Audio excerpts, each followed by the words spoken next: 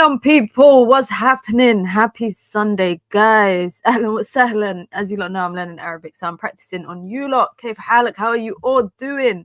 Big up, everyone. Be sure to hit the like button. Be sure to subscribe as well. If you are new here, it's a busy Sunday today, guys, because it's the Club World Cup final. Chelsea, obviously, versus PSG. We're going to talk about a Chelsea player today. Let me know your predictions in the chat. Do you think Chelsea's going to get annihilated? Do you think Chelsea are going to hold their own against PSG? PSG in the last couple of months have humiliated Inter and then humiliated Real Madrid. Chelsea might be the next victim. I'm not going to lie. I feel like it could be a bloodbath or it could be a very good end-to-end game. Like, I feel like there's no middle ground with PSG. We got the England women playing against Wales. It's a must-win game for them. Otherwise, they are knocked out of the Euros.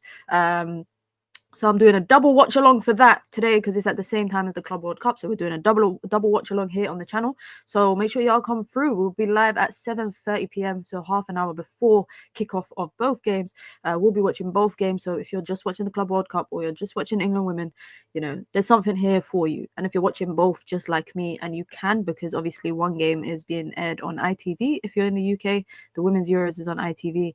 Club World Cup, you can watch it on DAZN or you can watch it on, I think, Channel 4 maybe, if you're in the UK. But big up to everyone. Be sure to hit the like button. Be sure to subscribe. Let me see who is in the chat. You doing Wimbledon final too? No, I'm not, because it's kind of hard to do a watch along for Wimbledon, because I feel like it's easy to do watch alongs for sports that have like a set time limit, whereas Wimbledon or tennis doesn't have like a set time limit. It's up to a certain number of sets, right? So it's quite difficult because it could go on for 5 hours or it could be an hour and a half. There's no in between. There's really no in between. And I'm not gonna lie, guys, I haven't watched tennis probably since Serena Williams retired, to be honest. So since like Serena and Nadal and Federer, Djokovic, all of them guys, since they all kind of went into, you know, the new parts of their lives, I haven't really watched tennis. So I don't even know who's the good tennis players at the moment. I know there's a I don't really know anyone in tennis like that. I don't really know anyone in tennis. Minna, when are you playing Rematch? What is that? The football game that's like looks like a superhero game? Is that what it is? Let me see what else everyone is saying in the chat. Big up Pyramid Scheme. You lot are laughing about the Jackson thing. Listen, yesterday when I saw the Jackson thing, I was thinking, this can't be it. This can't be it. When I saw the Nicholas Jackson news, I was like, this can't be it. Alcaraz. Okay, I've heard of this guy. I've heard of him, but it's only because I've seen like clips on Instagram and TikTok. So is he like popping right now? Is he the best tennis player? Because I'll support him, guys. Because if you lot don't know, I've just started getting into F1. Yeah, over the last 6 months, I've started getting into F1. I'm still kind of learning the stuff behind it, in terms of like the teams and why there's such a big deal with, you know, like I watched the F1 movie a couple of weeks ago, and it was I really liked it as like a sport movie, but also it made me realize that there's a lot of technical stuff that goes into F1. Like I just thought they go onto the track and they just drive, but I didn't realize how they have people in their ear telling them this, telling them that. Like I didn't realize how technical F1 was. So once I conquer F1 and I kind of get to grips with it, then I'll look at tennis and think, you know what, let me get into tennis. But there's just so many sports, guys. There is so many sports. F1 is the Love Island of sports. The Love Island of sports is the funniest comparative ever. Rubbish money laundering sport. I didn't realize, you know, how strong F1 drivers are, like how they work out. Like, again, guys, excuse my nonsense, but I genuinely used to think, oh, how hard can driving a race car be? But when I found out that they do a lot of strength and conditioning because of how tight they're holding the steering wheel, and like they do a lot of weight training, I was like, whoa, I respect F1 drivers a lot more, and also how dangerous it is to drive at that speed. It's very scary. I'm gonna try get into tennis, but I can't take you serious if your name is Sinner. Like, you're telling me one of the guys in tennis is called Sinner. That can't be legit, guys. That can't be legit. Minnie, you're gonna be attending any United games next season? Yeah, I normally attend about 5 to 6 games at Old Trafford in the season. But guys, I'm not gonna lie, guys. I'm not gonna lie. Yeah, I've been on the waiting list for a season ticket for a minute now, but I was looking at tickets the other day for the opening week of Premier League, tickets are going for like £90. Like, I remember Man United versus Arsenal the season that just passed in March. I got tickets through the ballot for that game, and I think I paid £54. And that same game, so now Man United have changed the way that their ticketing system is, guys, and they do this whole category thing, category A, B, C, D. They only used to do category stuff for like top 6 games, but now they do it for everything. They categorize the games. Burnley tickets are £70. That's the games that I would imagine are category C, the lowest category. They are pricing fans out of games because I am in a position of luxury, I think, where I'm able to maybe pay £90 to go to a game. I don't want to, but if I wanted to, I think I could. But there's some people out there that can't, and they're being priced out of the opportunity of watching Manchester United. Not just that, the rise of season ticket prices, it's ridiculous. It's ridiculous. And even now, I think if you got a season ticket and you return a ticket for a game, you get the lowest category price refund, and they will go on to sell that ticket for double that price. Man United, I don't know, man. What's happening with Man United is a hot mess. And what's happening with our goalkeeper is absolutely ridiculous. Because how do you get a hamstring injury as a goalkeeper? Excuse my nonsense, guys. But when I saw this yesterday, I thought, what the hell has Andre Onana been doing? What the hell has Andre Onana been doing for him to get a hamstring injury? Like, let's read the article. Let's read the article before we go into the detail.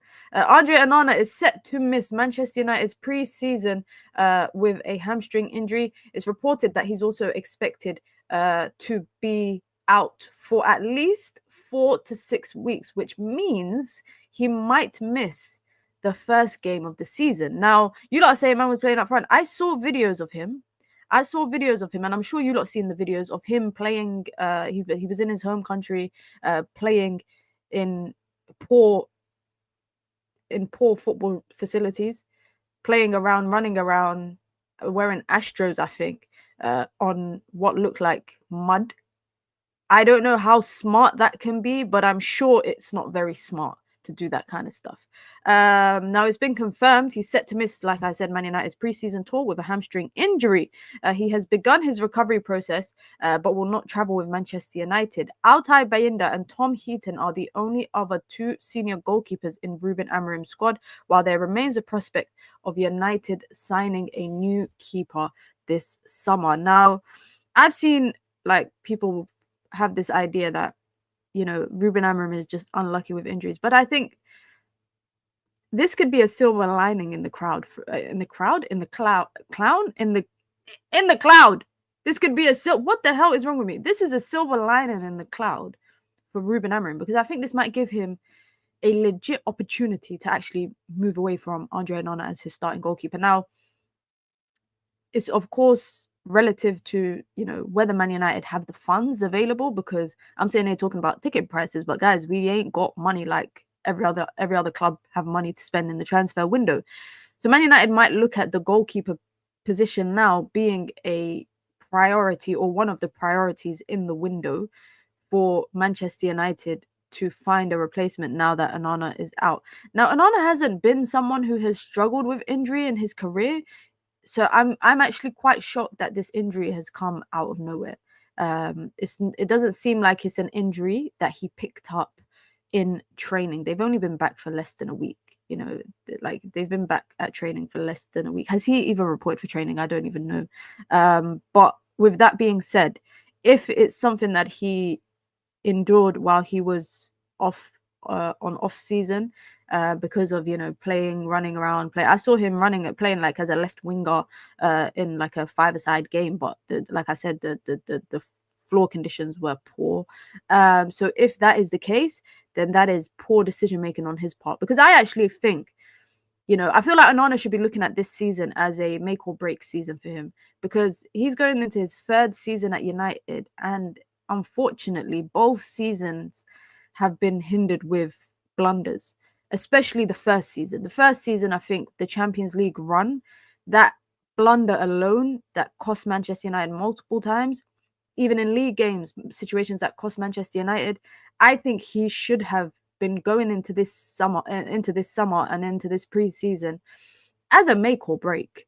And I don't like the fact, and it's not just about Onana, but it's pretty much about every player at Manchester United. I don't like the fact that a lot of players are so comfortable in their position and they don't feel at threat of, you know, everything just blowing up in their face any second soon. It's quite frustrating to kind of see that sometimes. But I hope that he recovers, because Manchester United need, you know, if we're not going to sign a goalkeeper, we need to have like, as much as you lot think Bayinder's better and Heaton's better, I don't think they are.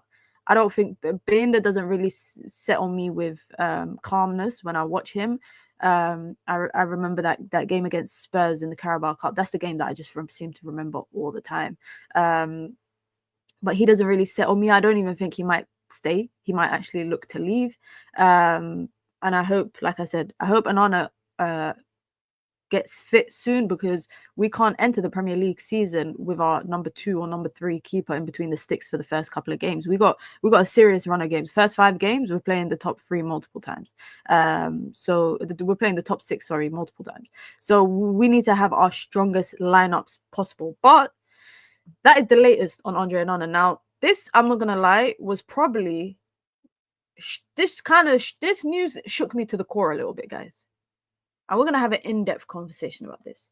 Now, this is coming from, and this is why I always say, guys, because people are very big on the idea of like sources and tier 1, tier 2, like ranking the tiers of these journalists. I'm speaking about this because I think this is a reliable reporter. Why? Because cast our minds back to 12 months ago, this reporter was the first reporter to report Manchester United's bid for Lenny Yoro. He was the first reporter to also report that Manchester United had beaten Real Madrid to the signing of Lenny Yoro. Now, I think, if I'm not wrong, he's an Algerian journalist based in France. His name is Nabil Jalit.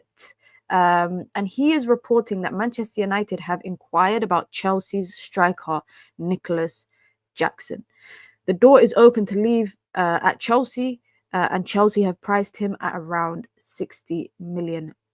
Now, a couple of days ago, I saw a report that suggested on Sky Sports specifically, I saw a report that said that Chelsea, were looking for anything around 100 million for Nicholas Jackson. I don't buy that price tag. 60 million, I don't think that's a very far-fetched price tag. Now, if you look at Chelsea's situation, they've got Liam Delap, they've brought in João Pedro. I don't think Nicholas Jackson is going to be their priority number one striker. I don't think so. And I also think, because they have to make quite a few sales, due to the UEFA restrictions that have been imposed on them, I could definitely see them looking at some players in their first team as sellable assets. I think they're looking to move on Axel Disasi, like quite a few players that they brought a couple of years ago. They're looking to move on. Now, I think we could do a lot worse than Nicholas Jackson. I genuinely think, in the market right now, in terms of strikers, I think we could do a lot worse than Nicholas Jackson, but I wouldn't spend 60 million on him. I wouldn't spend 60 million on him. You got 60 million for a striker, or you got 60 million plus to spend on a striker. I think there's quite a few other strikers you can maybe go out, maybe add a little bit more on top of that. Now, I am haunted. I'm not going to lie. I'm haunted by the Mason Mount deal. I don't think we should ever buy from Chelsea. Like, genuinely speaking, guys, since we brought Mason Mount, I genuinely think we should never, ever, ever do business with Chelsea ever again. Now, we know Chelsea have been interested in Alejandro Garnacho. I don't know if there's a prospect of a swap deal for this. But the reason why I don't really envision it, because Manchester United need the cash injection, and I can't see them doing a swap deal. So maybe they could do, maybe Man United might look at the prospect of what Chelsea did with João Felix and Conor Gallagher, where one goes one way for a price tag, the other one goes another way for a price tag. You know, that it nets off in terms of on the books, but in terms of a cash perspective, both teams are able to allocate cash in their accounts, because it's not a straight swap deal. I don't think United should entertain the idea of a swap deal. And I actually don't think United should entertain the signing of a striker until they actually get Brian Mbeumo done.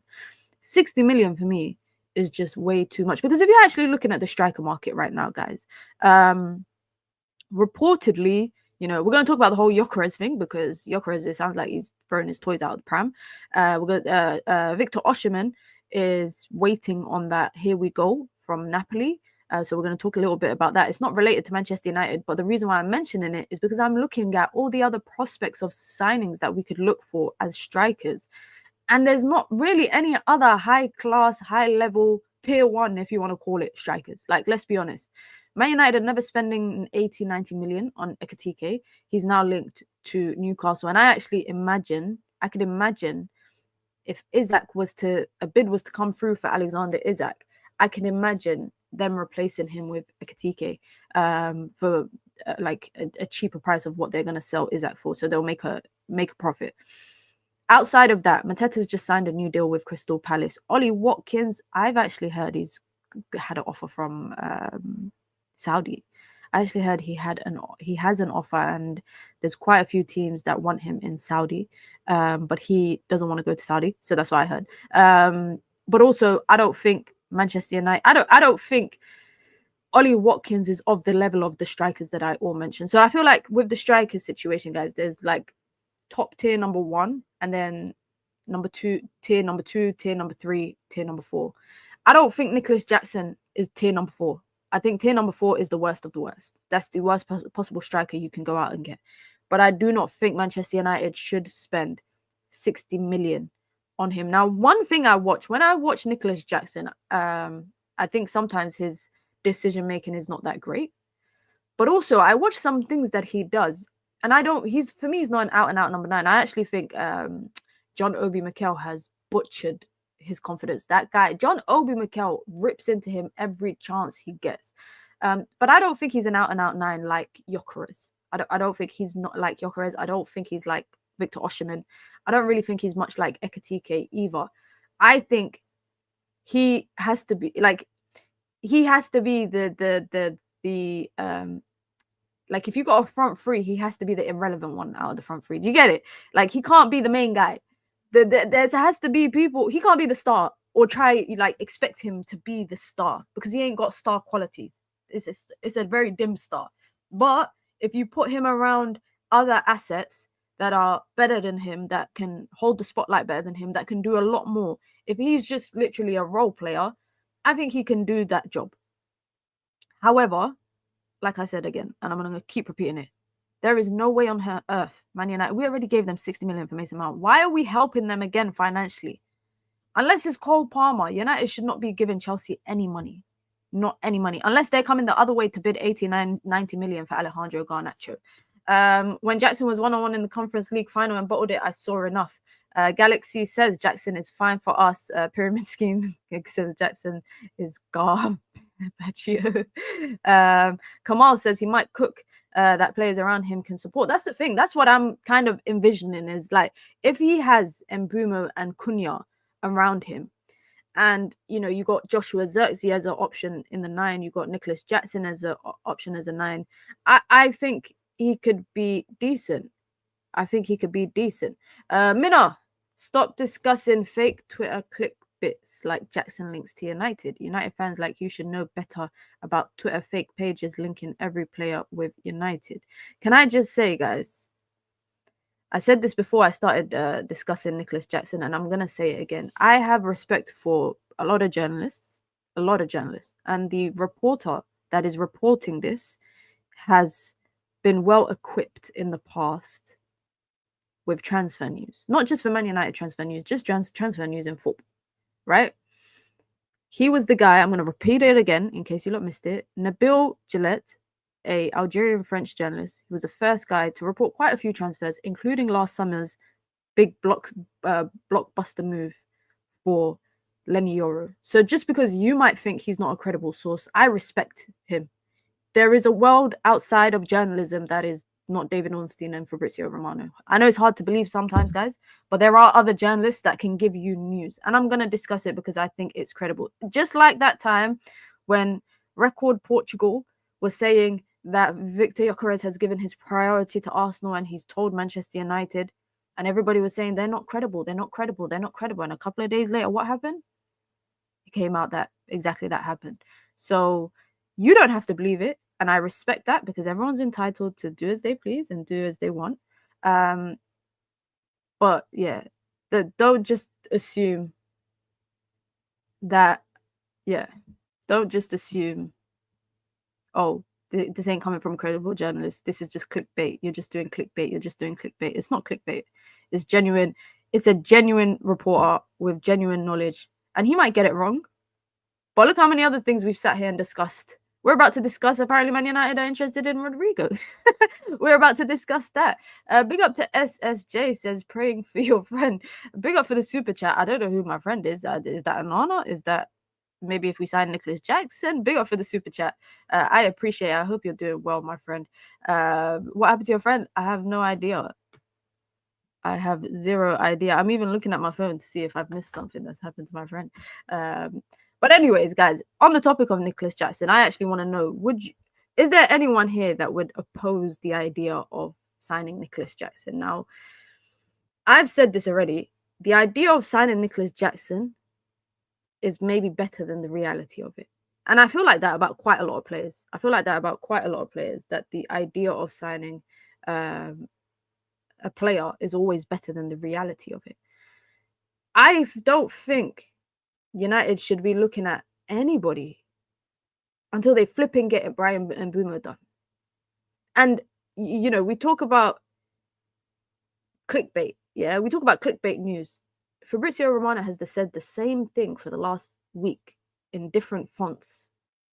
He said, I've seen this. Every time I'm looking for an update on Brian Mbeumo, I'm seeing the same thing said over and over and over again. Could Man United do worse than Nicholas Jackson? Let me do a poll. Yeah, go on. Let me do a poll. Come, let me do a poll. Start poll. Nicholas Jackson to Man United. Hell yes. Go on. Make sure you lot vote in the poll. I genuinely want to see what your thoughts on that as well. And if you've just come through, make sure you hit the like button. We're over 100 people here, so let's try and get 100 likes. It helps with the algorithm throughout the stream as the channel continues to grow. I'll be live later on this evening with a double watch along for the Club World Cup final between Chelsea and PSG, as well as England women versus Wales for the Euros match day 3. England must win to qualify to go to the group stages. So it's a double watch along. So make sure you lot come through for that. Make sure you lot vote in the poll. Make sure you lot hit the like button as well. We are absolute disgrace, Mina. We'll talk about Jackson as our main striker. What we doing by doing is protesting the murder of the club. You know what, guys? When I saw this Nicholas Jackson thing, I thought there's no way. Again, like I said, it's coming from a credible journalist, but there is no way that Manchester United's journey to finding a striker has led them to Stamford Bridge. Because the way that I see it, Man United are doing a favour for Chelsea financially, number one. Number two, we know that Man United in recent years and Chelsea have a good relationship, especially since that Mount thing, since Todd Bowley and them have taken over. And I think it's a you scratch my back, I scratch yours situation. However,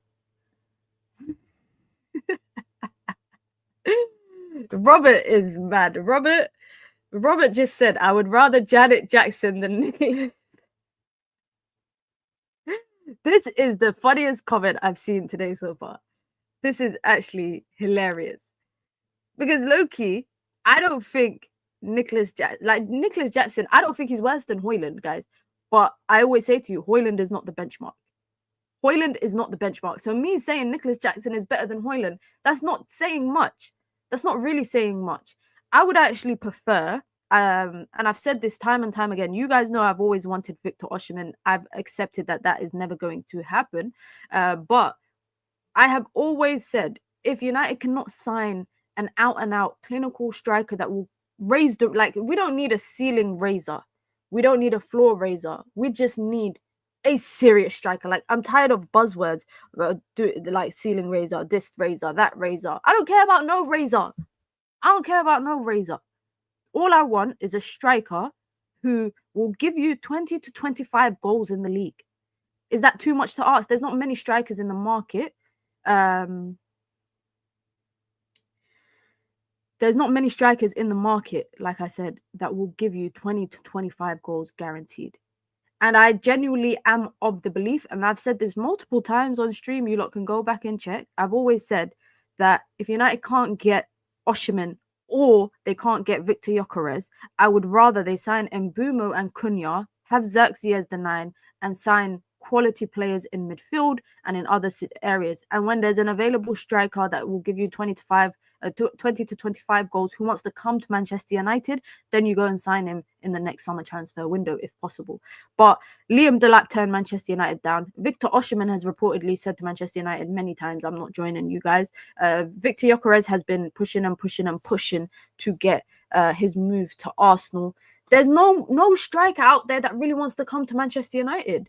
So if we are not going to be able to drop 60, 70 M's on a Osimhen or Gyokeres, I would rather invest that money into a proper centre mid.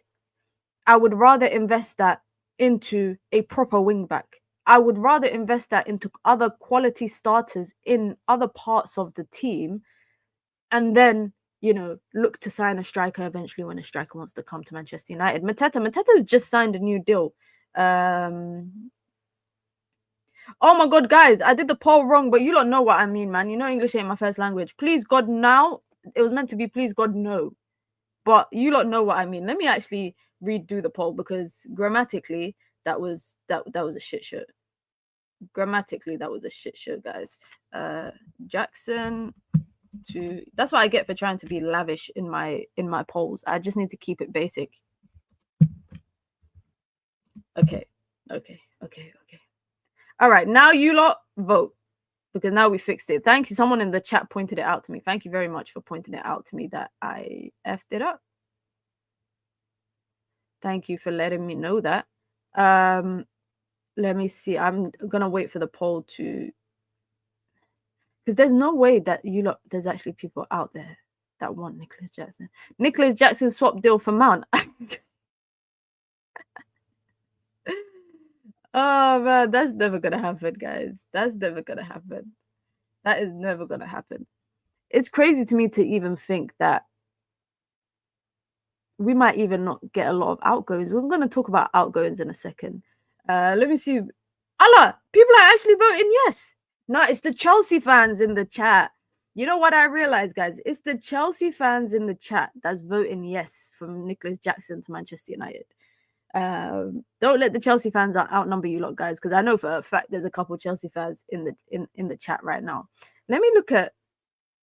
I want to look at Premier League strikers. Hold on. Premier League strikers from last season. I want to see the Premier League strikers from last season. Big up to SSJ, says praying for your club. Okay, big up. VAR determined I was offside. Good morning to you lot on the red side of Manchester. Big up to SSJ. I hope you're doing well, my friend. Good morning or good afternoon to you, depending on what time zone you are in. I want to look at strikers in the league, yeah. And I'm just looking at a list of strikers, yeah. And I'm trying to see where Manchester United's current strikers fall into, because I'm looking at these striker lists and I'm thinking, right, even Leicester's strikers were not as bad as Manchester United last season. I'm not saying that Leicester are the benchmark for bad, but even their striker situation was not as dire as Manchester United. As an African person myself, no more African players after Mbeumo. AFCON in January, we can't deal having too many players to go to AFCON for 4 to 6 weeks. I always have this conversation with people, guys. And do you genuinely think United should not sign a player because of what country they're from? Isn't that xenophobic? If you don't sign someone because they're from Africa, because of obviously the implications of AFCON. I actually think a well-run and sophisticated club effectively plan for the departure of players for AFCON. You shouldn't not buy a player, or you shouldn't miss out on signing a player because you're worried you're going to miss them for 5 to 6 games at best. Salam Mina from Brisbane, Australia. Shout out to everyone in Australia. Wa alaikum salam, my friend. I hope you're doing well. Bring Vlahovic. I've seen Vlahovic is about to get his contract terminated and get his contract terminated and paid out.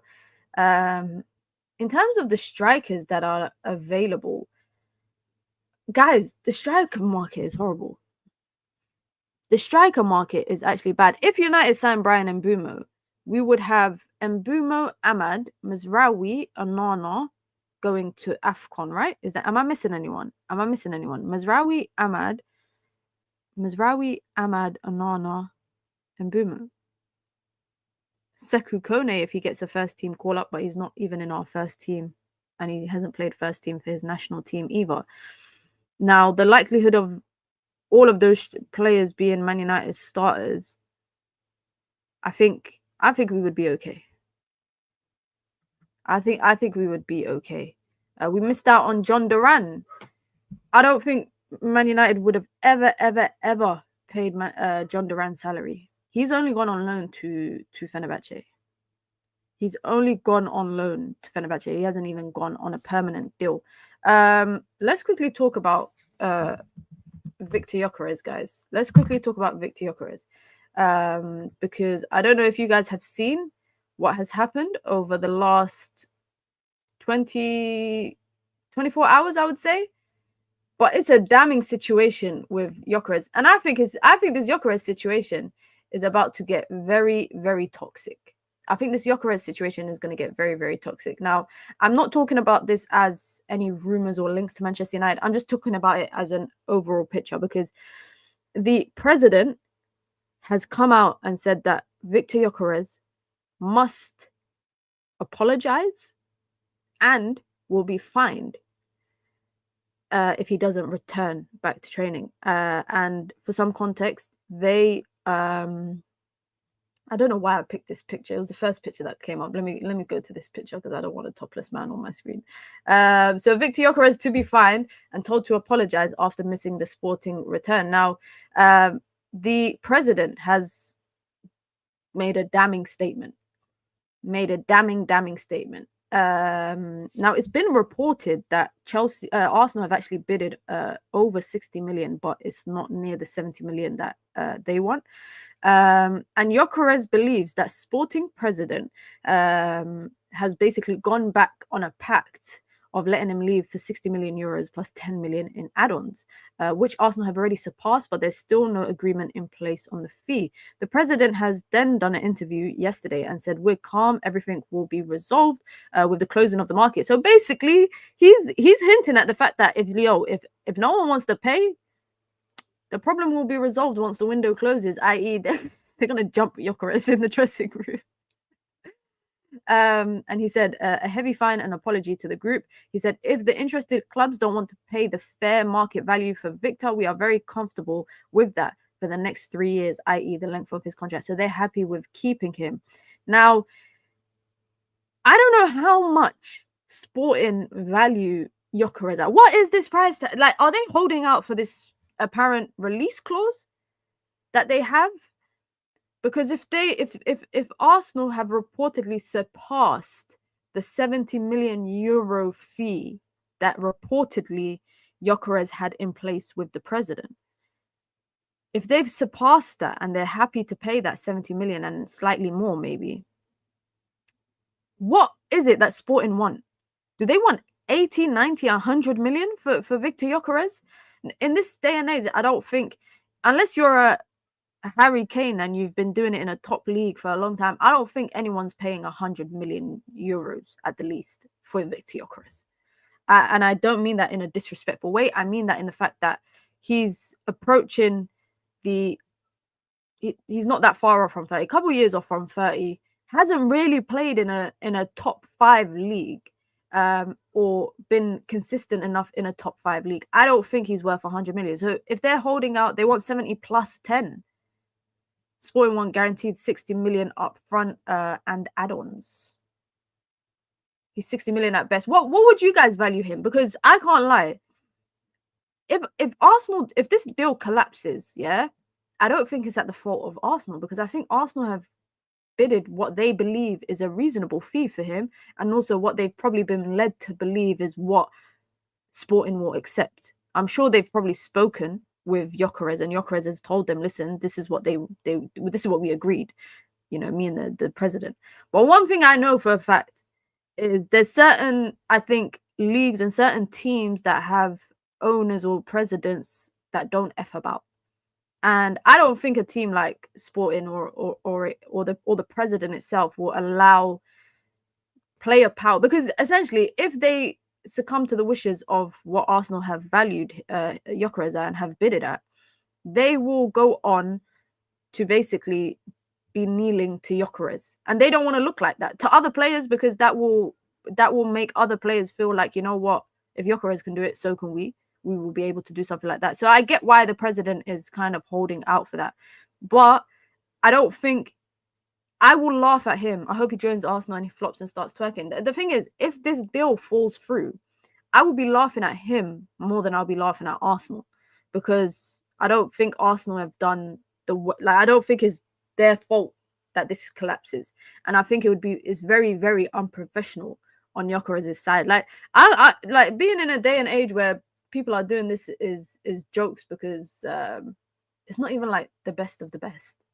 Like, it ain't even the best of the best players that are doing something like this. I think Gyokeres is a good striker, but I also think that it sounds like Arsenal I feel like he's pushing for Arsenal, because I feel like this is do or die moment, because there's no one else really sniffing around him or bidding for him. I told you a long time ago, let the idea of Gyokeres to United go, because I don't ever see that. I never saw that happening. And it sounds like he's been pushing for Arsenal, because that is the most realistic destination. If it falls, I don't think anyone comes to get him. Yeah, I think he's going to be stuck at Sporting, and he's going to have to turn up to the dressing room to apologize. His agent ruined his career. You know, one thing I will say, guys, is that I have realized over the last couple of years, this whole gentleman's agreement thing is nonsense. Like, I feel like players, if you ain't got it in writing, I know no footballers watching the stream, but if the players don't have it in writing, this gentleman's agreement is nonsense. It's nonsense, because, you know, this whole hoo-ha thing with Morgan Gibbs-White is an example that release clauses are not necessarily always the pathway, because how can you have a release clause and your club still don't want to sell you? And also, a gentleman's agreement is very easy for the club to go back on their word. I remember last summer, Benjamin Sesko was linked to Arsenal, and he's been linked to them this summer as well. Instead of having a gentleman's agreement, he did what any other responsible player would do. He signed a new contract with a clause in his contract for whatever fee is. The same with Matheus Cunha. Matheus Cunha could have waited on this and had a gentleman's agreement with Wolves, but he signed a release clause. He signed a new contract with a release clause, and then went on to eventually leave for that release clause. So I feel like if players do want to leave, and listen, the club's only acting in their own benefit, what benefits them the most, right? They, of course, want to do well by their players, but also financially, they need to make sure that they are comfortable and they are in a good position. So if some teams I know are hesitant to put release clauses in contracts, because if today they put a release clause in your contracts for 60 million, and you have a phenomenal season and suddenly everyone in the market is going for 60 million, then they will be losing out on you. They will be losing out on a reasonable fee for you, because now you're going for the market rate, which you should be going for a premium. So sometimes release clauses don't always necessarily work in the favor of a club. And I think Morgan Gibbs-White is a good example actually of that, because I think he had this 60 million release clause that nobody knew about except for him and the club. Apparently it was private and confidential. Manchester City were sniffing around him before they signed Shirky, etc. They were sniffing around him. They were quoted 100 million, because Morgan Gibbs-White, even though he had a 60 million release clause, I think he maybe exceeded the expectation of Nottingham Forest. And they probably felt like, you know what, in this market, we could probably get more for him. So let's keep this release clause a secret. And that's why they're probably pissed off. So this whole gentleman's agreement stuff, I'm not for it. I'm not for it, because you see what happens with stuff like this. Players will end up going on strike. And then if the deal collapses, Victor Gyokeres got to walk back to Sporting's training ground with his tail between his legs, apologetic, ready to pay a fine, ready to apologize to his teammates. Will that happen? I don't know. But it'll be very interesting to see if this deal falls through. Now, another deal that it's not going to fall through, however, it's slowly developing, very, very slowly development. There's very slow development. Reportedly, Juve are in no hurry to close the deal for Jadon Sancho, and they are ready to offer 15 million euros. How the mighty have fallen. 50 in a window, in a market where people, oxygen is going for 20 million. Like this Vaseline tub, I could, if I was in football, I could sell it for 10 million. Yeah, because the rate of transfers and the rate of costs in football right now is just absurd. Yeah, in a world of football where I'm seeing academy kids that haven't played a minute of football going for 20, 25 million. What Juve are ready to play for Jadon Sancho is 15 million euros. Now, take into consideration that Juve don't spend money like that. Juventus transfer records. I want to see their record arrivals, yeah? Because we're going to realize we're negotiating with teams or we're talking to teams. Oh my God, they do be spending money. Yeah, they do be spending money, guys. Just not on Jadon Sancho. Not on Jadon Sancho. Man, oh man. If this is a damning indictment of maybe what people value Jadon Sancho at, then I think this says a lot. Because if he was to go to Juve for 15 million euros, guys, and I'm not saying that a high valuation, a high transfer fee means you're a better player. But if I put into context the players that have joined Juve for around 15 million, yeah, Jadon Sancho would be the 64th most expensive player in Juventus's transfer history. 63 players have gone for more than him, including players that played in the 2000s. Leonardo Bonucci, that was a great deal. What a player Leonardo Bonucci was. He went to Juve for 15.5 million. You see inflation, guys. There's what? 15 years? 15 years between when Juve brought Leonardo Bonucci and when they potentially could buy Jadon Sancho. 15 million back then got you Bonucci. 15 million now gets you Jadon Sancho in exile, who's been left out of Manchester United for the last couple of years. But there's so many players that have... Lloyd Kelly joined Juve this season. He went there, I think, last season. This season, he's joined for 17 million. So they value Lloyd Kelly more than they value Jadon Sancho. Who else? Szczesny went for more. Mandzukic went for more. Alvaro Morata went for more. Quadraro went for more. Who else? Kefran Turam went for more. This is very humbling for me. Very, very humbling. Sancho's going to run down his contract. He won't let United even earn a penny off him. What do United do in that case then?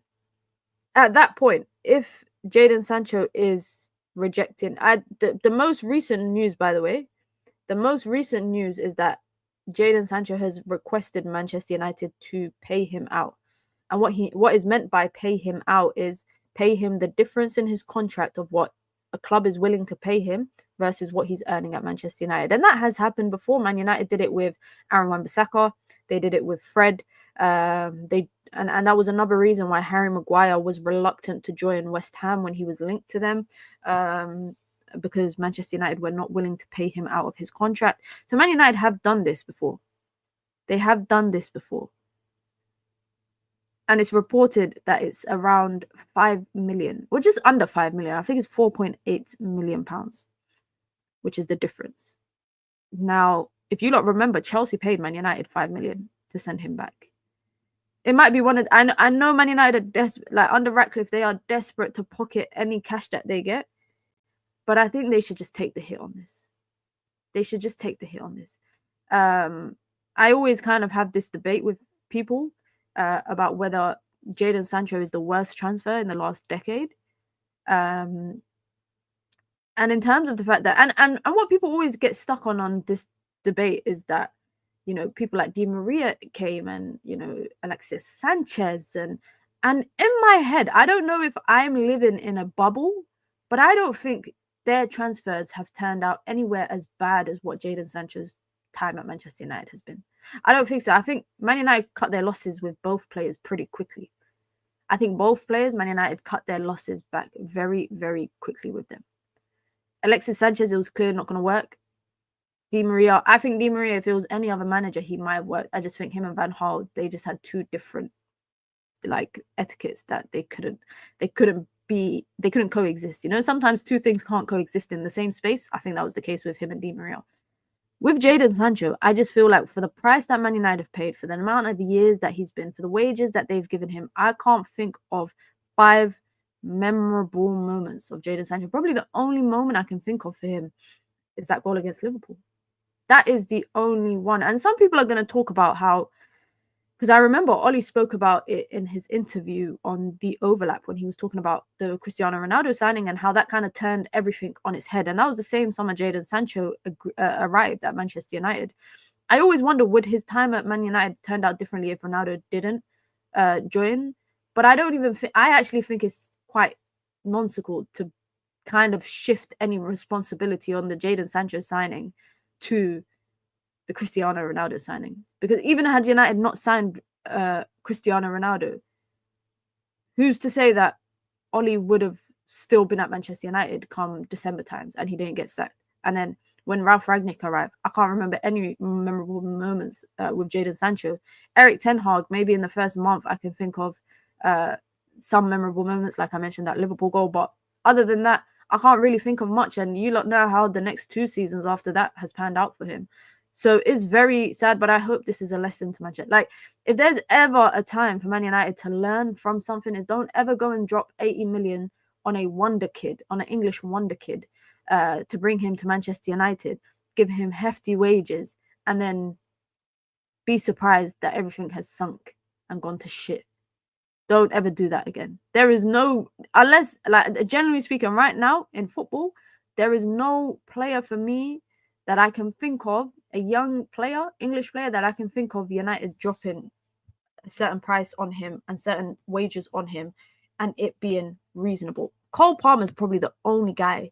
Like, honestly speaking, if United were to spend the same price that they spent on Jadon Sancho on Cole Palmer, I wouldn't be against it. Bellingham only. Yeah, Bellingham, I'm not mentioning Bellingham because I just don't imagine him ever coming to Manchester United. But in terms of other players, there's not many people I think that United should ever let history repeat itself with Jadon Sancho. Sanchez agreed a wage decrease and United just paid him off to terminate the deal. Yeah, maybe that's probably why Man United got no cash in their bank. Jadon Sancho is a Man City academy player. How did City all those years ago let him go? Well, it's actually I think it was reported that he was let go because of they were worried about attitude and whatnot at that academy level. Let me actually bring up the article that I read. Jadon Sancho.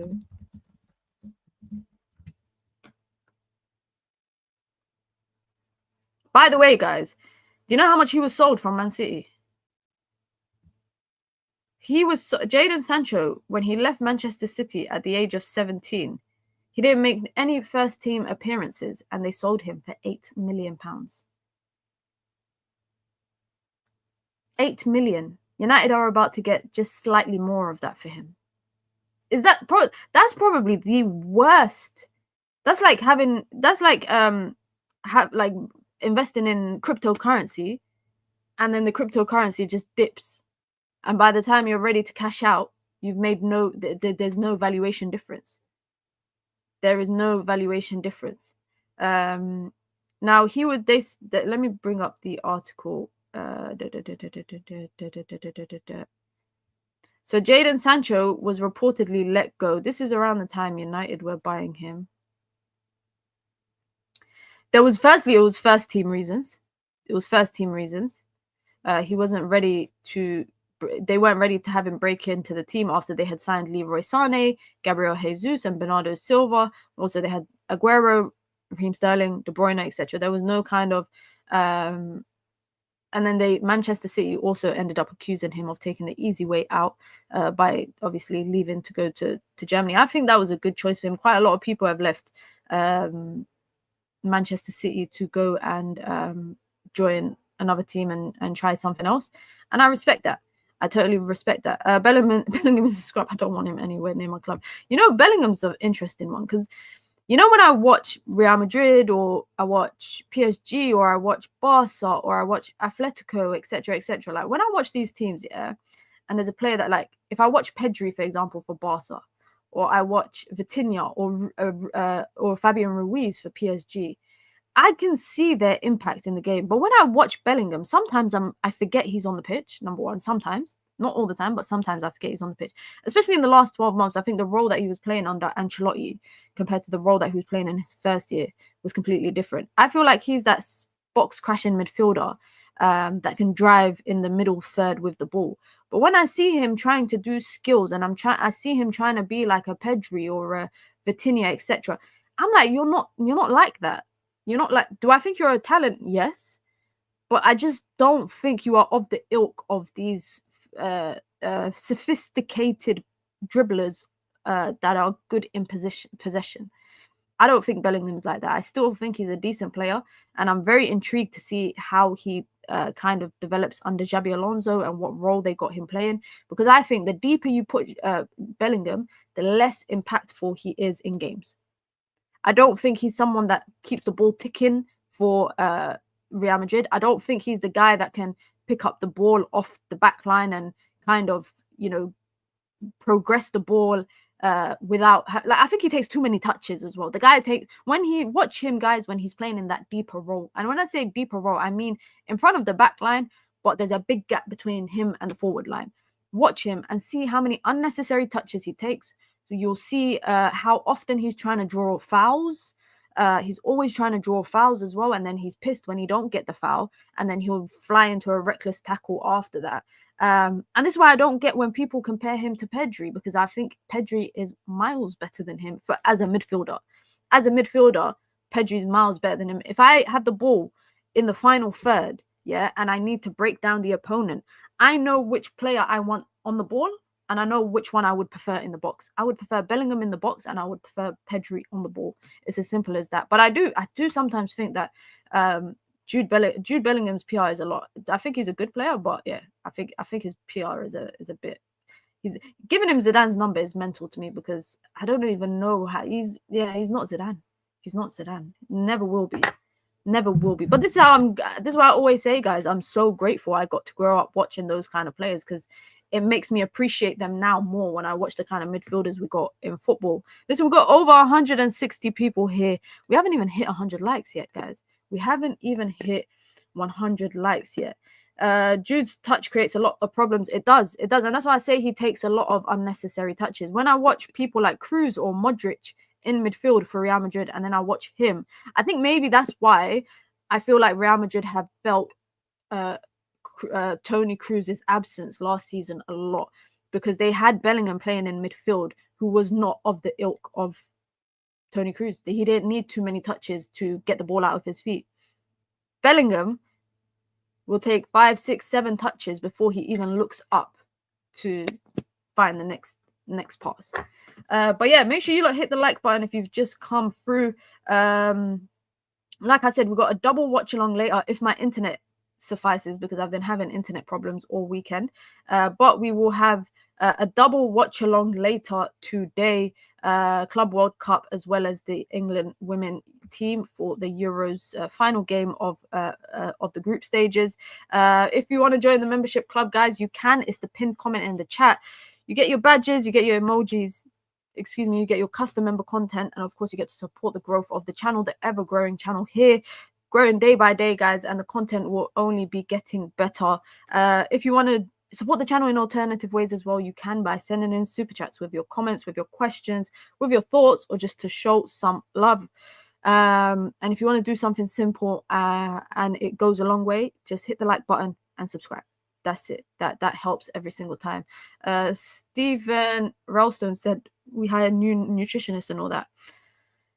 I don't want to hear about anybody that we've hired that's new, whether it's academy players, academy staff, nutritionists, etc., until we get a Brian and Mbumo, here we go. But before we actually get the Brian and Mbumo, here we go, let's talk about Alejandro Garnacho, because Fabrizio Romano reported again today that a lot of emphasis he put on Alejandro Garnacho wanting to remain at a Premier League team, number one, because this morning, the Mike McGrath, who's a reporter at The Telegraph, has reported that Alejandro Garnacho has rejected a move to Al Nassr, the Saudi Arabia football team.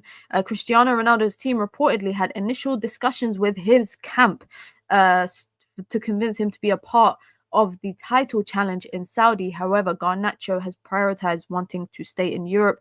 Fabrizio Romano didn't confirm the Saudi talks, but he did confirm the fact that Garnacho wants to stay. Now, nearly 2 months ago, Ruben Amorim told him, you better pray you find a club to buy you.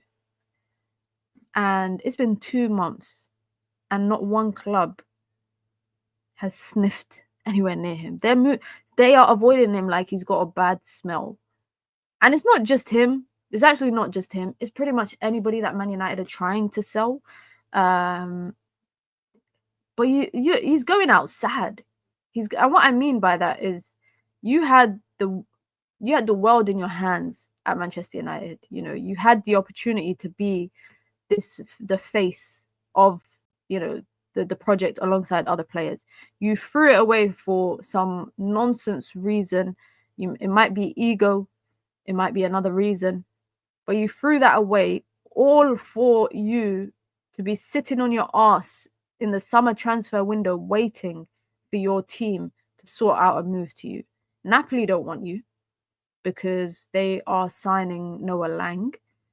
So Napoli don't want you.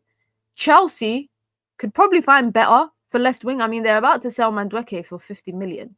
And if they manage to sell Disasi, etc., if they can accumulate 100 million in sales, I promise you, I could see Chelsea going out to buy Rodrigo. So they won't buy you. They've bought Gittins already. Arsenal don't even want to look in your direction. Not yet, anyway. If the Gyokeres deal falls through, it might be a different situation. But there's nobody that, I think, out of everyone that is on this sell list, quotation mark, Rashford is in the, like, there's news about Rashford every day in terms of, you know, the Barcelona stuff. There's always conversations around that. Jadon Sancho, there's always conversations about Juve and this and that. And Fenerbahce at one point wanted him, or was it? Yeah, Fenerbahce wanted him at one point. Anthony is sitting at home waiting for Real Betis to finish collecting all their pennies so that they can buy him, because that's what he has his heart set on, and Real Betis want him. Garnacho got no one? Nobody's interested in signing Alejandro Garnacho? Surely not.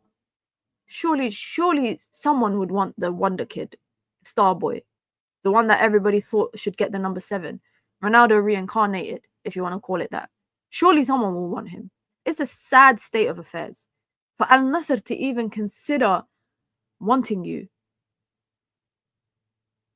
it's the Ronaldo PR that would get him that move, because I actually think there's good players in Saudi. Like, if Al Nassr want a good left winger, tell him go buy Salim Al Dosri.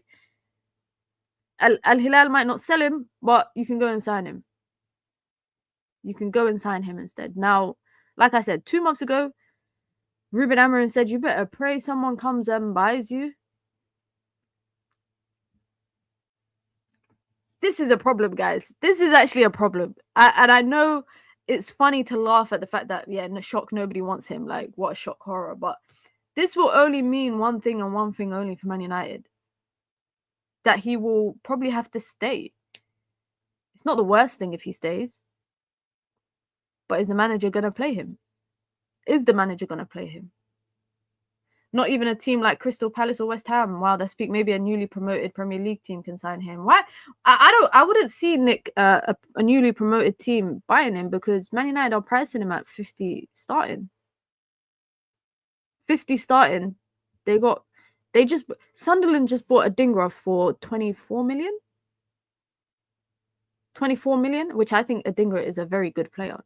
A lot of these newly promoted teams are going to go and buy the players that are worth 20 to 25 million and shop around Europe. They're not going to shop in the Premier League, because the Premier League is already quite heavily priced or heavily taxed with their players, especially a top 6 team.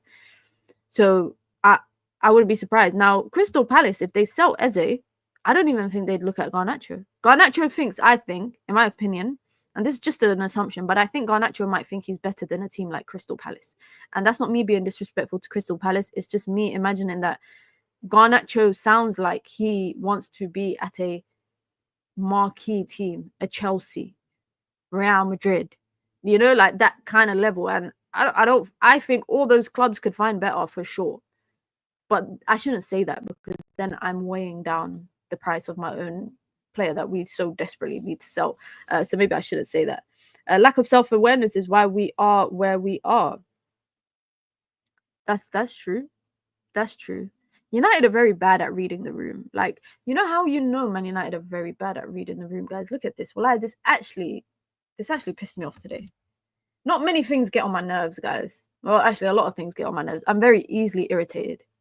I'm very, very easily irritated, yeah. But I was just scrolling Twitter this morning. This was the first 6:30 a.m. 6:18 in the morning. 6:18 in the morning. I have to look at an AI picture of what the Manchester surrounding area of the stadium is gonna look like. In case you missed it, a 10-year growth plan for Greater Manchester was revealed earlier this week. 6:18. Admin, are you having a laugh? Admin, are you having a laugh? I know you have to get your tweets off, but read the flipping room. Read the flipping room. I actually think, guys, I'm one of the few people that do not care about this regeneration and development of the stadium area, and even the stadium for Manchester United. I think I'm one of the few people that don't really care. Greater Manchester play up front. Facts. Could Greater Manchester play up front? The reason why I don't care is because before I care about any of this stuff, yeah, it's going to be very beneficial to a lot of people in terms of the opportunities for job creations, etc. And you know what? Manchester deserves to have development like of the levels of what London, like the major capital, has. But my friend, I just want to see Man United win. Like, I just want to see Man United be successful on the pitch. I don't care how much Man United's share prices are going for on the New York Stock Exchange. I don't care how you guys are trying to make Manchester United profitable, so private equity investors will invest in your stadium. I don't care about the meetings that you're having with the Prime Minister and the Mayor of Manchester for development purposes. I don't care about the conversations you're having with the Ministry of Housing and all of that. I don't care about that stuff. What I care about is how Manchester United are moving in the summer transfer window, and how Manchester United are going to sign the people that we've been chasing for so long. Like, that is for me the biggest thing. That Greater Manchester Pamplos after Arsenal free pass. We're going to see a picture of the stadium after the first loss of the season. The next day, we're going to see the picture of the new looking Manchester United stadium saying, in case you missed it, Sebco and Gary, some nonsense about Sebco and Gary Neville having conversations. Like something like that is going to come up. And I don't know. I haven't seen what a lot of people think about this online. Let me actually see what the comments are. Let me actually see where the comments are. Now, quickly, just let's touch on this quickly, bro. This is the funniest news I've seen. This is the funniest news that I've seen. Spanish reporter reporting that Manchester United love Rodrigo. Greek fan, I hope you have a great day or great evening, sorry, depending on your time zone. Thank you for coming through. Welcome to the community. But reportedly, Manchester United love Rodrigo. They've been huge fans of the player for a long time, and they want to sign a winger right now. I just have to talk about this because this is a joke. We are never signing Rodrigo. We are never. You don't know. I say this all the time. I love a Lamborghini Urus. That is my dream car right now. Do I have £200,000 to drop on a Lamborghini Urus? No, I don't. I don't have it. That is the equivalent of Manchester United being loving Rodrigo. By the way, this journalist is not saying United are interested in him. They're just saying they've been huge fans of the player for a long time and they want to sign a winger now. They're not saying they want to sign him. They're not saying United might be able to sign Rodrigo's dad. Maybe that's the Rodrigo they're talking about, Rodrigo Senior. Maybe that's who they're talking about. United can sign Rodrigo, but need to find 300 other employees. I follow a Real Madrid fan on Twitter who was saying, he was saying, I don't mind if Rodrigo joins Manchester United because at least he's not joining a direct rival and he's not going to come back to revenge for us in the Champions League. That's what Real Madrid fans are saying about us, guys.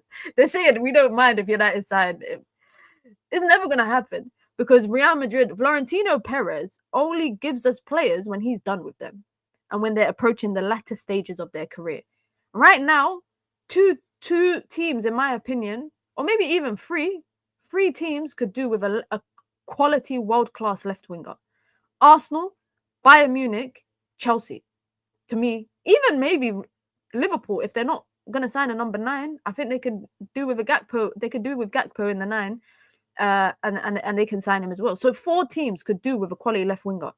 All those 4 teams make more sense than Manchester United. But I just had to mention this because I saw people talking about, oh my God, if we can sign Rodrigo. I'm thinking, guys, we got rejected by Liam Delap. Who picked Chelsea over United. Do you think we could sign a multi-time winning Champions League winning player who has a chip on his shoulder right now because when he leaves Real Madrid, he got a point to prove? Casemiro left Real Madrid accomplished. He did it. It wasn't a bitter ending. Varane left Real Madrid, in my opinion, with a good relationship. It wasn't a bitter ending. It was just time for him to move on. Rodrigo has no place playing where he wants to play. He's got a chip on his shoulder. Liam Delap rejected us. You think Rodrigo's going to join Manchester United? If Liverpool sign him, end the season now. Not even just Liverpool. Listen, if he comes to the Prem, yeah, whatever team signed him got one up on everyone because he's the best. He will automatically be the best left winger in the Premier League. Even though he ain't played there for a long time, he will be the best left winger. I think personally, Arsenal just makes sense for me for Rodrigo. Like that is what makes sense. But now that they've gone 50 million on Madueke, I'm thinking, okay, that don't make sense. Liverpool, if they somehow had a front line that had Florian Wirtz, Rodrigo, and Mohamed Salah, that might be one of the best attacks in Europe. That might be one of the best attacks in Europe. And because they have an option like Cody Gakpo as a false 9, serious. I just don't see the likelihood of Liverpool dropping another 100 million on a player, if that makes sense, after they did it with Florian Wirtz. And Florian Wirtz, they were chasing him for quite some time. I feel like if Liverpool were to drop 100 plus on another player, I think it would have to be Isak. Morgan Rogers is the best left winger right now in the league. I wouldn't say Morgan Rogers is. I think Anthony Gordon's a good left winger.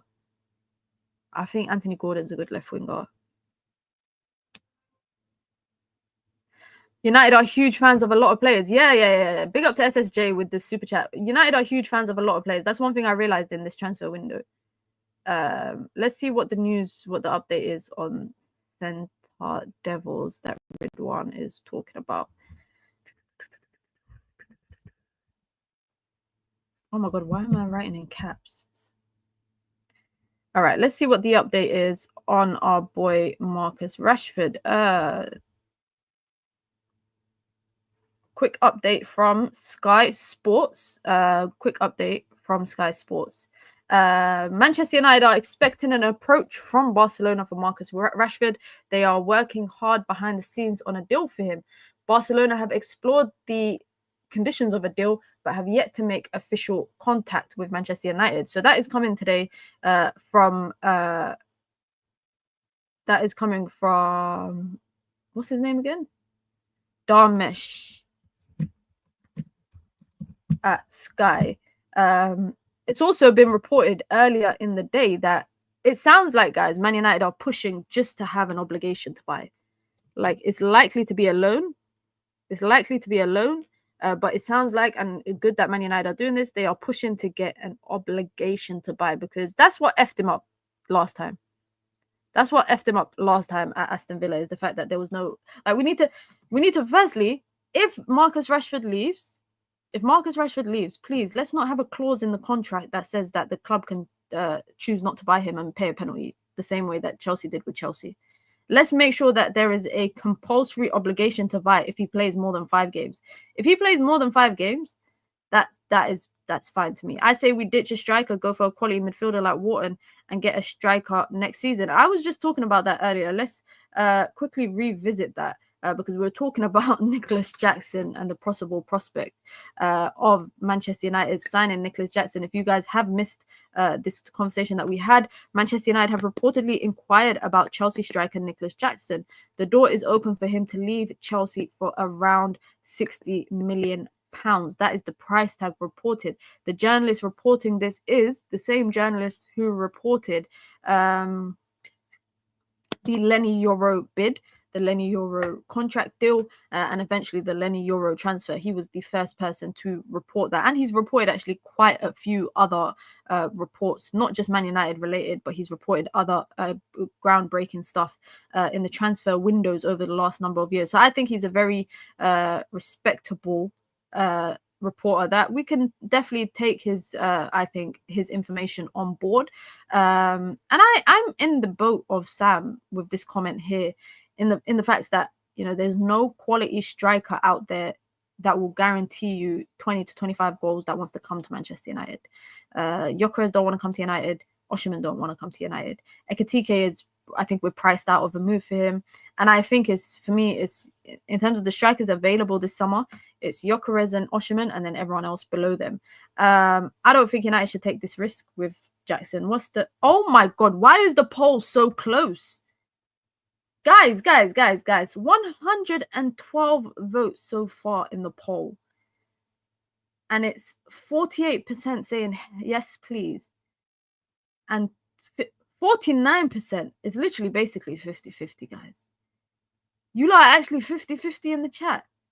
Now, I think Chelsea fans are just coming into the poll and just voting and just leaving. There is no way. The poll right now is 50-50 on the chat. The poll is 50-50 for Nicholas Jackson to Manchester United out of 121 votes, or 120 votes, which literally split down through the middle. I am mind blown. And you know what? Maybe it's the trauma talking right now, guys, because everybody is, I think, traumatized about Rasmus Højlund. And I think everybody believes that they probably just want anyone that's not Højlund. I saw Kams and Leah say that they want Jackson too. I said this already. I wouldn't mind Jackson, but not at the price of 60 million. I'm tired of Chelsea, us doing favors for Chelsea. Like, I'm still haunted by Mason Mount. And if Man United got 60 million to spend, I'd rather they go and spend that on a midfielder, and then sign a wing back and have Xerxes play through the 9. And as long as we get Brian Mbeumo and Cunha, because if we do not get Brian Mbeumo, guys, we're pissed. If we do not get Brian Mbeumo, we are pissed, because I feel like Man United's attention will turn to a player like Nicholas Jackson. By the way, if we did get Mbeumo and we did get Nicholas Jackson, that's another player gone for AFCON. Just a heads up, guys.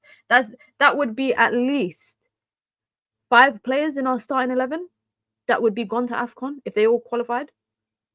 It would be, and I'm speaking hypothetically, but it would be Mbeumo, it would be Jackson, it would be Ahmad, it would be Mazraoui, it would be Onana. That's 5 players in your starting 11 gone. Of course, it's not likely that United will sign him, but I'm shocked. I'm shocked that, actually, you know what?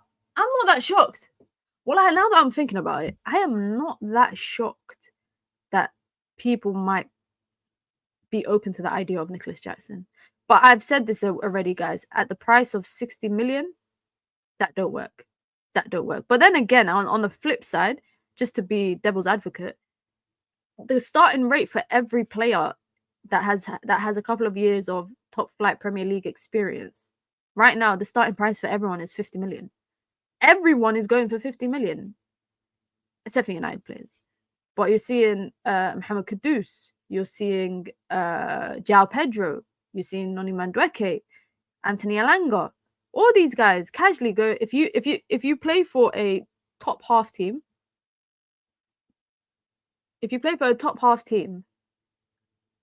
and you've played first team football for that top half team, it's like automatically 50 million price tag. Automatically. Then everything else is add-ons. Why can't Amorim just resign? I swear, he's obviously getting sacked by November. Let's talk about Amorim because, yo, that first interview, club interview he does of the summer transfer window, after the summer transfer window, that might be my 13th reason. That might be the interview that makes or breaks me. I'm not joking. That really might be the interview that makes or breaks me. How do you lot see Manchester United turning out to be under Ruben Amorim this season? I know it's quite difficult to predict as well because what's your expectations from Ruben Amorim? Forget the players that he has at his disposal. Forget, the fact that United are playing once a week. Just as a manager, as a coach, what are we expecting from Ruben Amorim? I'll tell you lot what my expectations are, and you lot tell me yours in the chat, and we're going to go through them. My expectation is, I don't want to hear anything about you're not able to improve or develop players. I don't want to hear any of that. I don't want to hear anything about these players can't play in your system. For me, you have to make do with whatever you have. Come transfer deadline day, whatever you have at your disposal, you have to make use of it, and you have to make use of it very good. I don't want excuses. I don't want to hear this player can't play in this position, but I'm going to have to. I don't want that. Now, my preference has always been, and I've said this even with Erik ten Hag, I was critical of Erik ten Hag with it. I always said, use your players to the best of their abilities. So if you have, for example, Erik ten Hag was very keen on high pressing and big gaps and that, your players didn't have the fitness and ability to do that. So don't do that. Man United's best season under Ten Hag was when he played to the strengths of his players. And I think any manager should be like that. Whether you are Ruben Amorim, whether you are Xabi Alonso, whether you are Arne Slot, Jurgen Klopp, Pep Guardiola, whoever you are, I think you should play to the strength of the assets that you have at the time. And I don't want this idea of suffering. In this life, we've suffered enough, both in football and just in life in general. We shouldn't have to suffer watching United. So my expectation from Ruben Amorim, I'm not going to say top 4, top 8, because I'm going to save that for when the season actually starts. But speaking right now, going into pre-season, I don't want to hear about, I don't have the players to do this. You make use of what you've got. Because a good coach, in my opinion, utilizes what they have and gets the best out of them. You might hit a certain level that you can't surpass with those players. But as long as I feel like you have reached, you've done your best with what you've got, I think it's more easier as fans to buy into that because you will generally see that. But when the last 6 months we've had to watch United games and the manager puts all the blame on the players and he's publicly saying, the players are not good enough. They are not the worst Manchester United team in how many years and blah, blah, blah. Yeah, some of these players are bad. But why is it you can't get a tune out of anyone? That's what I'm looking at a bit sideways because there's not really been anyone that has improved under Ruben Amorim, in my opinion. I don't think anyone's improved. I can't say that he's improved Lenny Yoro and Aiden Heaven because I don't know what their benchmark was because this is their first season. I don't think he improved Amad Diallo because Amad Diallo was still doing well before Ruben Amorim joined. The only difference was it was very inconsistent under Erik ten Hag. But I think a lot of us knew what his ability was and what United were able to do with him. I think it was always evident. It was always evident what kind of player he was. Maguire, I don't think he's improved Maguire. I just think that the system favors Maguire. But Maguire, I think, has improved over the last couple of seasons and has been... I don't think Maguire per se has improved. I just think he's become slightly more consistent. That's it. Unlocked Maguire as a striker. Erik Ten Hag did that too. For me, I've already been critical of the system. I think, the system that United are trying to play under Amorim, it could set us back again the same way Erik Ten Hag set us back. And I'm very worried. But we'll have this big conversation about Ruben Amorim, I think,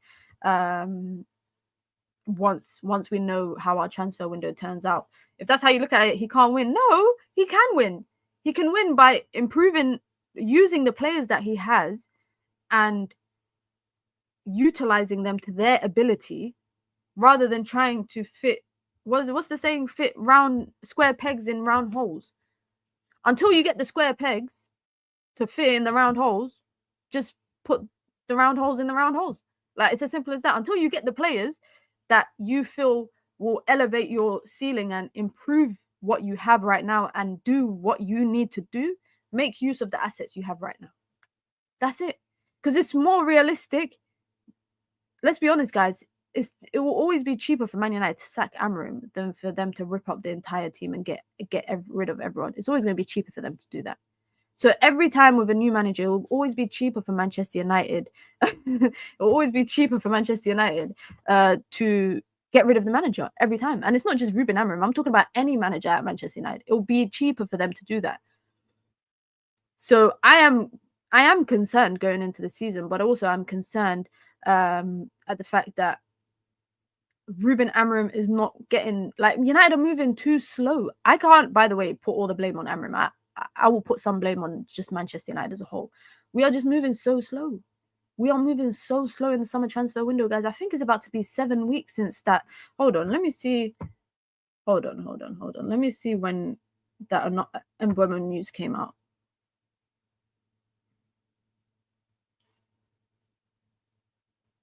I uploaded this video about Brian Mbeumo on June the 2nd.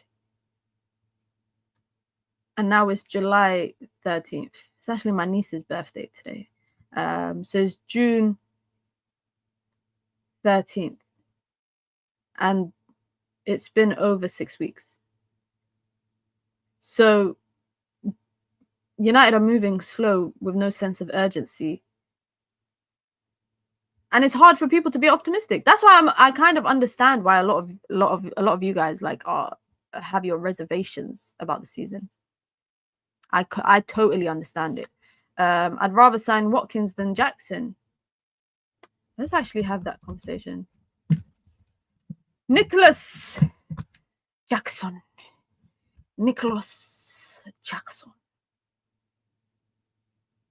Who would be your preference, guys, between the two of them? Nicholas Jackson, or I actually want to compare them both statistically. Let's compare them statistically. Let me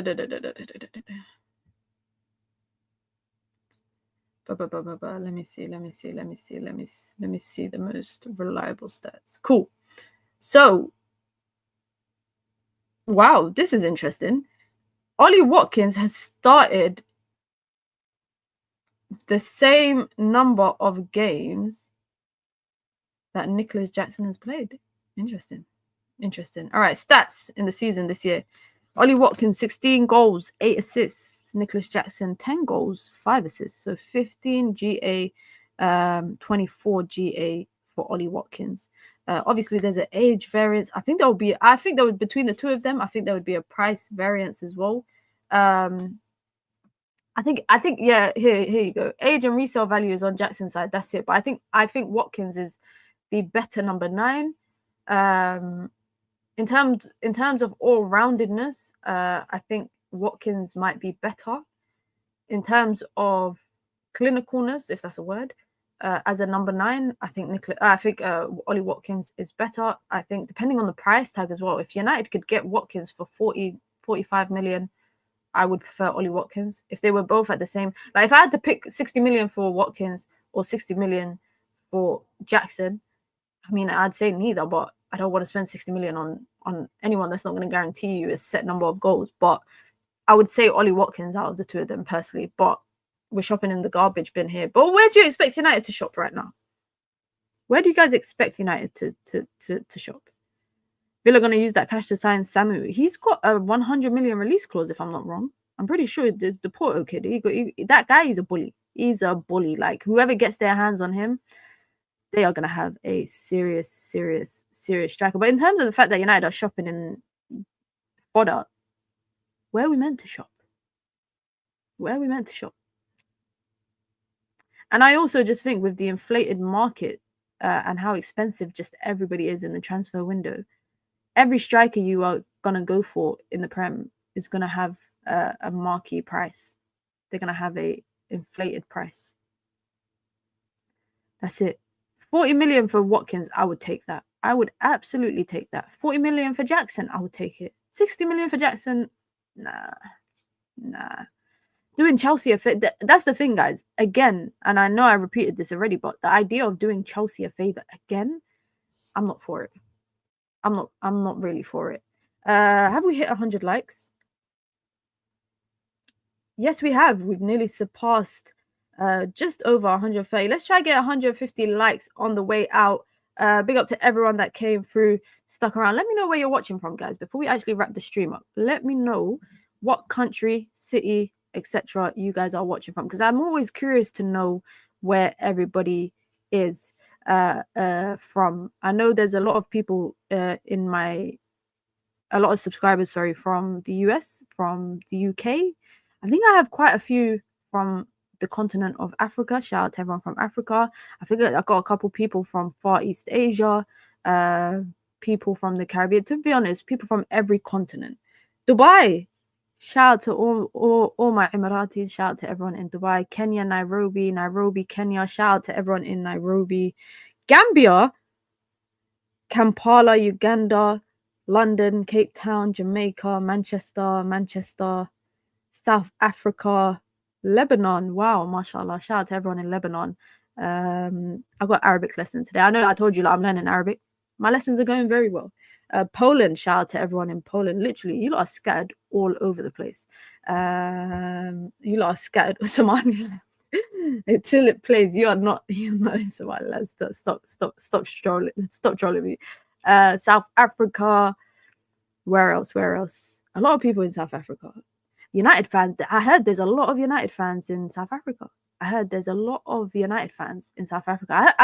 of, when I've been to like East Africa, I saw a lot of Arsenal fans, a lot. But I heard in South Africa, there is a lot of United fans. What does this say, Mina?